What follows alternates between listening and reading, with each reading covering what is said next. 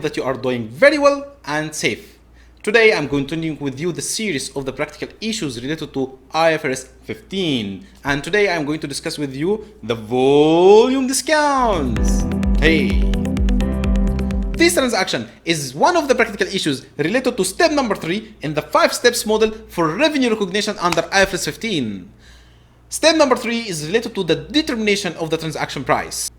One of the practical issues related to the price, whether your transaction price is fixed or is variable.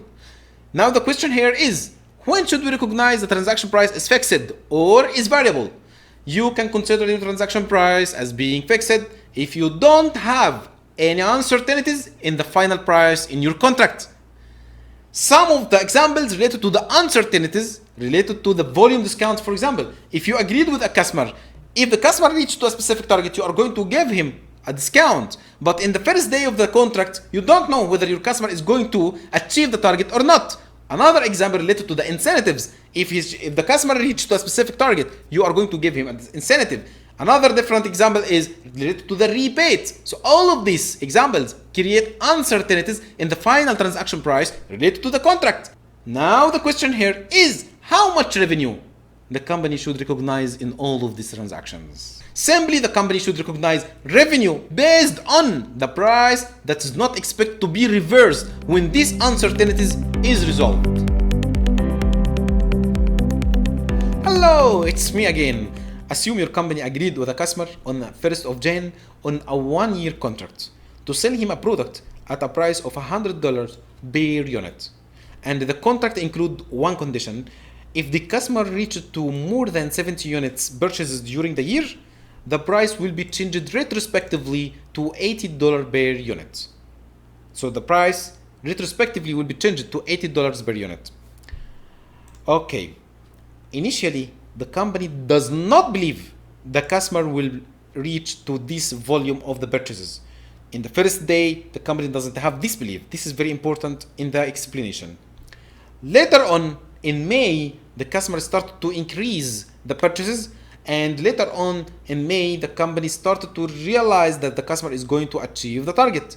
Now the question here is, how much revenue should the company recognize in Jan and Feb and March and April and May? Assume that the purchases in Jan is 10 units, 15 units in Feb, 15 units in March, and 12 units in May.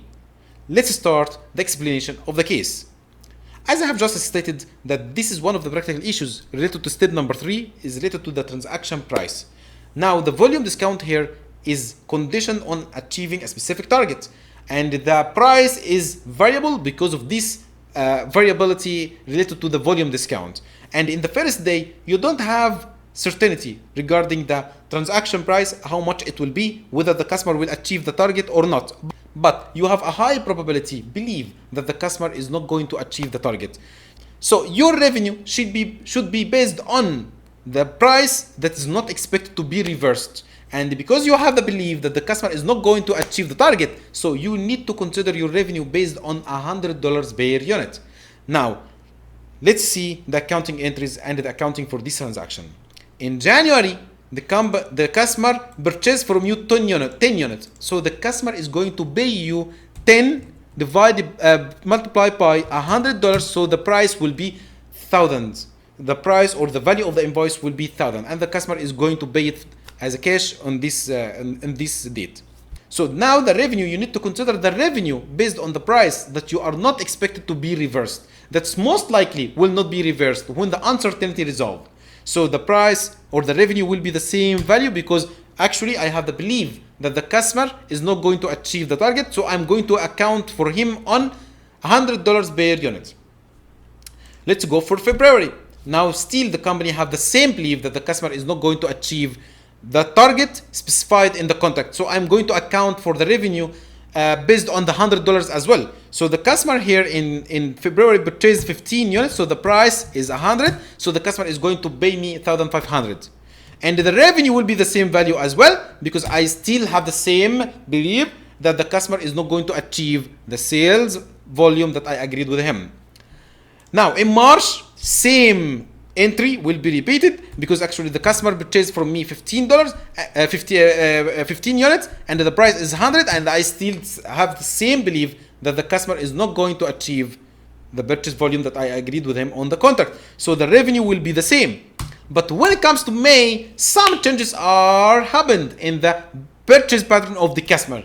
The customer started to increase the purchases and he reached over than 50 units so far. So most likely the customer is going to achieve the target that I agreed with him, specifically that he reached more than 50 units up to May. So he has still 7 months or 6 months to come in the year. So he's going to achieve the target. So I'm expecting from him to achieve the target. Now, in May, the customer purchased 12 units. So he's going to pay me 12 times 100. Because the customer is going to pay $100 so far for the unit. Because the customer didn't reach the target. So he's going to pay me $100 per unit.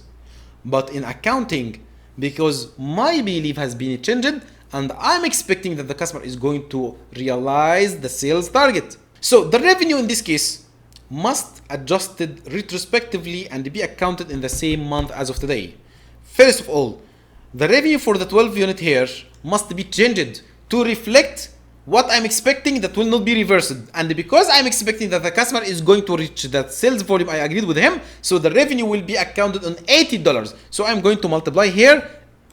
This is the first part of the revenue, 12 times 80. So this will be the first part of the revenue related to the units that I sold him in May. One more thing that you need to consider, that you need to make retrospective adjustment on the units that you sold to the customer during the year, because of the belief has been changed right now. So you need to consider that I sold to the customer 10 units, 15 units, and 15 units, total 40 units.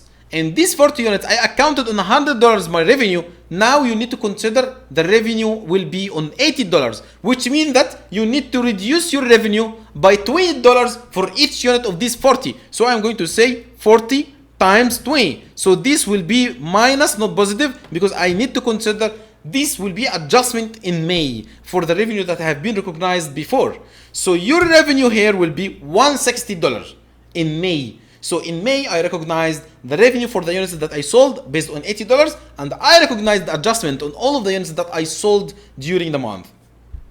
Now, the entry is not balanced. Something is missing in this entry. Do you realize that you have to pay the discount to the customer if he reaches to this volume? Yes, based on the contract. If the customer achieved the sales volume, we must pay him the difference. We must pay him the discount. So this will create a contract liability related to this transaction, and this contract liability is related to the discount that you are going to return to him once the customer achieves the sales target conditioned in the contract. How much is the contract liability in this case? Simply you are going to multiply all of the units that you sold, 10 plus 15 plus 15 plus 12, times the discount that you are going to return to the customer. This will result in 1040. This will be the contract liability of this transaction on May. In June and July and later months, you need to assess this probability of reversal of this discount and adjust your revenue based on that. So I hope the explanation is clear, and thank you. Assalamu alaikum.